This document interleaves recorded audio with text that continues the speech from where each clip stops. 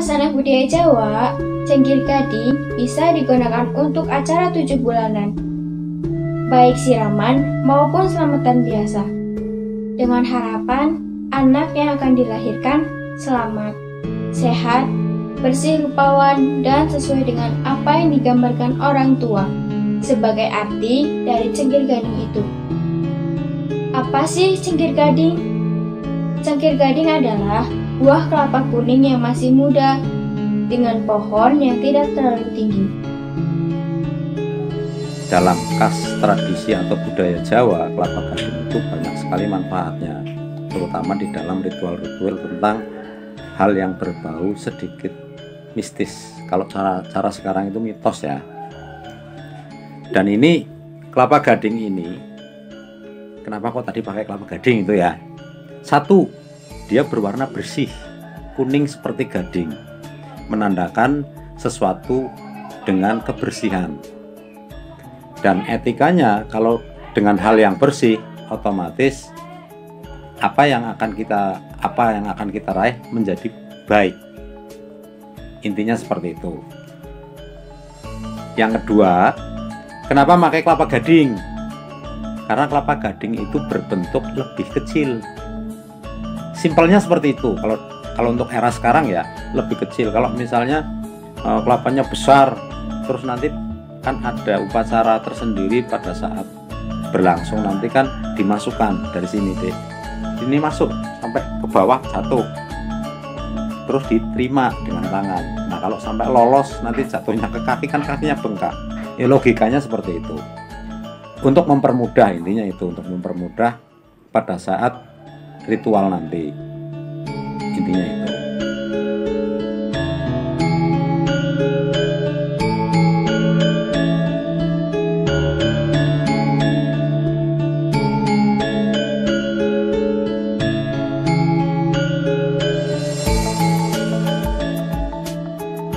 Jenis pohon kelapa ini pada masanya tumbuh di rawa-rawa dan kebun. Biasanya batangnya sedang, buahnya kecil, dan berwarna kuning gading. Makanya disebut kelapa gading. Apa sih tingkepan? Tingkepan adalah prosesi adat Jawa berupa selamatan 7 bulanan bagi wanita yang sedang hamil.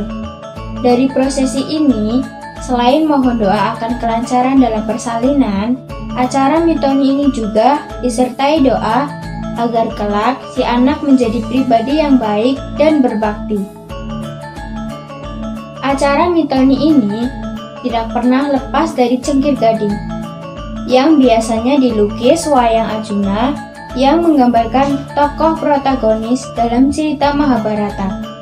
Ia sangat terkenal sebagai salah satu dari Pandawa yang paling menawan, parasnya, dan lemah lembut budi pekertinya.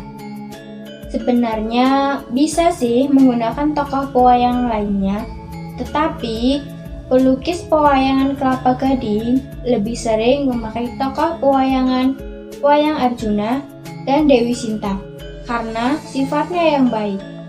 Sebenarnya gini, untuk memakai karakter wayang yang lain bisa-bisa saja. Cuma kenapa digunakan mayoritas ya, rata-rata itu Arjuna atau Dewi Sinta atau barangkali Abimanyu yang berkaitan dengan kelembutan. Arjuna adalah sosok wayang. Dia seorang kesatria sejati, digandrungi oleh kaum wanita terutama ya. Belum juga oleh para lelaki. Lelaki saja bisa tergiur. Karena apa? Karena ketampanannya. Dia sosok satria dari Pandawa ya, putra Pandawa. Tujuannya agar apa yang dikandung oleh ibu yang sedang hamil pada saat mitoni itu meniru sosok tersebut. Intinya itu. Jadi misalnya lahir perempuan pun seperti Dewi Sinta, dia selalu menjaga kesucian dan harkat martabat seorang wanita. Intinya itu.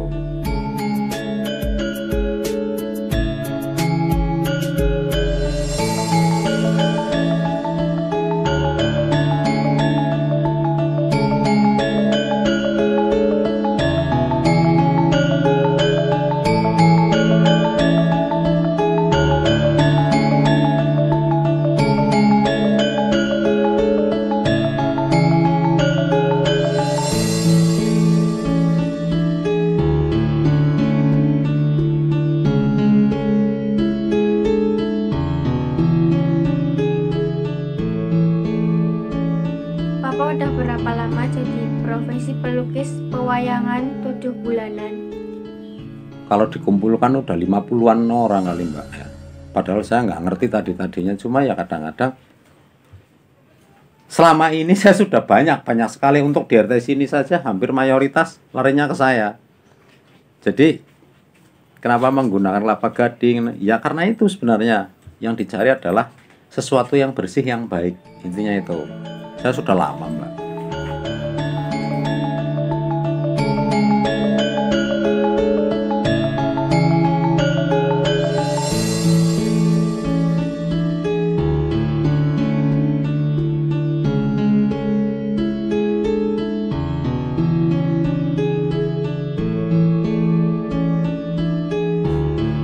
Apa alat yang digunakan harus paku? Saya enggak pernah pakai paku. Saya pakainya ini, pensil. Karena kalau paku itu nanti kalau kita terlalu dalam menggarisnya itu jelek jadinya gambarnya. Tidak mulus gambarnya. Kalau ini kan, ini sudah jelas kan, padahal pakai pensil. Ini bukan warna pensil loh. Kelapa gading ini itu kalau kena goresan sedikit saja akan berbekas. Makanya kita harus hati-hati sebenarnya kalau gambar ini. Jadi hasilnya biar rapi. Ini seperti itu. Enggak harus pakai paku. Saya pakai pensil.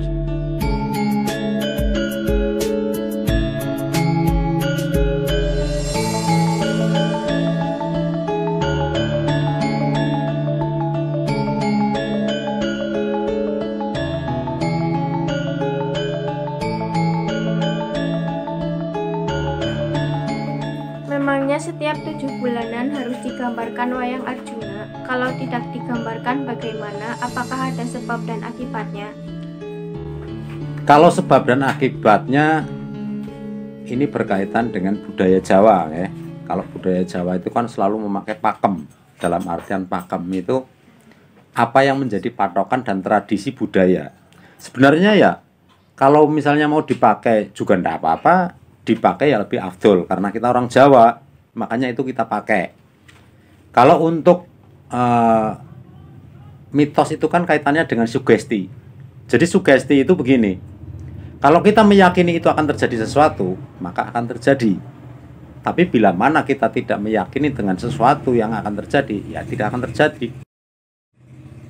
Contoh misalnya kayak orang kadang-kadang orang tua ngomong, awas jangan di situ nanti jatuh. Nah, padahal di dalam Al-Quran pun sudah dijelaskan ya, dan itu hadisnya sahih. Jangan pernah punya sangkaan yang tidak baik karena Allah mengabulkan walau tertunda. Jadi jangan pernah punya sangkaan yang tidak baik. Jadi tidak perlu istilahnya kita meyakini dan sayakini ini adalah budaya. Jadi tidak ada kaitannya dengan mitos-mitos yang istilahnya mistis dan sebagainya. Enggak. Sebenarnya budaya Jawa itu peradaban Jawa seperti itu. Apakah ada doa khusus saat Bapak melukis wayang 7 bulanan? Doanya ya bismillah, karena saya muslim. Bismillah, mulai, setelah itu semoga saja paling dalam hati itu gini, bismillahirrahmanirrahim, saya disuruh orang untuk menggambarkan sebuah wayang Arjuna. Semoga apa yang akan diritualkan nanti menjadi sosok seorang Arjuna dalam bayi tersebut. Intinya semua seperti itu. Selesai ya sudah, alhamdulillah. Harapannya, wanita yang sedang hamil itu akan melahirkan bayi seperti tokoh wayang yang dilukis pada cengkir gading. Menarik bukan? Salam.